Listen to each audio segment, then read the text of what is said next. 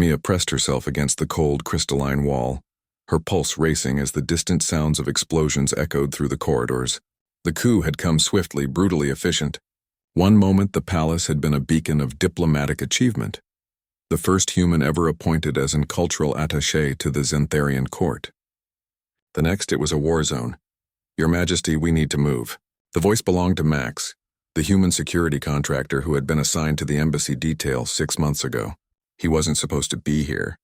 His post was 3 sectors away, guarding the human ambassador's quarters, but here he was, weapon drawn, positioned between Queen Velnara and the sealed doorway that shuddered with each impact. From the other side, the queen, a being of ethereal beauty with skin that shimmered like mother of pearl, and 4 graceful arms, stood frozen in shock. Around her, the bodies of her royal guard lay scattered, their blue blood pooling on the white marble floor. They had turned on her the moment the first explosion rocked the palace. A betrayal centuries in the making, Mia realized with horror. "They're coming through," Max said, his voice steady despite the chaos. He checked his weapons charge. "Mia, get Her Majesty to the escape tunnel. Northeast corner behind the throne." Mia grabbed the queen's lower left hand. Velnara's golden eyes were wide, uncomprehending. "My guards. They were my chosen, my most trusted." "I know, Your Majesty," Mia said gently, pulling her toward the throne room. "But we have to go, now."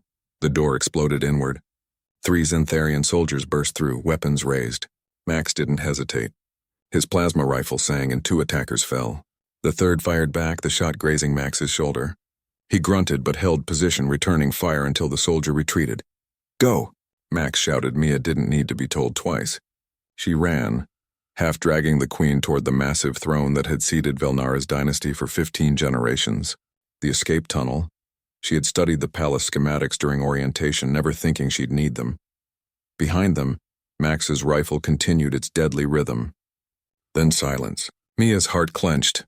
"The human," Velnara whispered, looking back. Max appeared in the doorway, blood streaming from his shoulder. "Found it yet?" "Working on it." Mia's hands traced the throne's base, searching for the activation mechanism. Her fingers found a depression, pressed. Nothing. She tried another spot. Still nothing. More footsteps echoed from the corridor. Many more. "Mia." Max's voice carried a warning. "Almost got it." The throne shuddered and slid aside, revealing a dark passage. "Yes!" Max backed toward them, keeping his weapon trained on the entrance. A dozen soldiers appeared, led by General Caxthor, the Queen's own military commander. His face was twisted with something between triumph and regret. "Your Majesty," Caxthor said, his voice carrying easily across the throne room. "It's over. Your reign ends tonight. The old ways die with you. Come peacefully, and I promise a dignified end." Velnara drew herself up, 4 arms spread in the traditional gesture of royal defiance. "My people trusted me with their future, Caxthor. I will not abandon them to your ambition. Your people are tired, Velnara. Tired of peace. Tired of weakness. Tired of bowing to aliens." His eyes fixed on Max and Mia with undisguised contempt. "Your alliance with humans has contaminated our culture. We will be pure again," Max laughed, a short, bitter sound. "Pure? You just murdered half the palace staff to get here." "Real pure." Caxthor's hand rose, signaling his soldiers. "Kill them all. Start with the humans." Time seemed to slow. Max pushed Mia and the queen toward the tunnel. "Get her out." "That's an order, attaché." "Max, no. I said go." He turned back to face the soldiers, planting himself in the tunnel's entrance. His rifle blazed to life. Mia pulled Velnara into the darkness. Behind them, the sounds of battle raged. The queen stumbled, and Mia caught her, both of them half running, half falling down the ancient stone passage. Emergency lighting flickered to life, casting everything in shades of red. "He's going to die," Velnara gasped. "For me, why would he do this?" Mia didn't answer immediately. They reached a junction, and she chose left, heading toward what she hoped was the exit. "Because it's the right thing to do. Because you're innocent, because—" She paused, listening. The sounds of fighting had stopped. Her throat tightened. "Because that's what humans do. We protect those who can't protect themselves. Even at the cost of his own life?" "Especially then." They ran in silence for several minutes. The tunnel opened into a natural cave system beneath the palace. Mia could see starlight ahead, freedom. Then footsteps behind them. Heavy running footsteps. Mia spun, ready to face their executioners. Instead, Max stumbled out of the tunnel, his uniform scorched and torn, bleeding from a dozen places. But alive. Impossibly alive. Max. Mia rushed to support him, collapsed. The tunnel, he gasped. Bought us.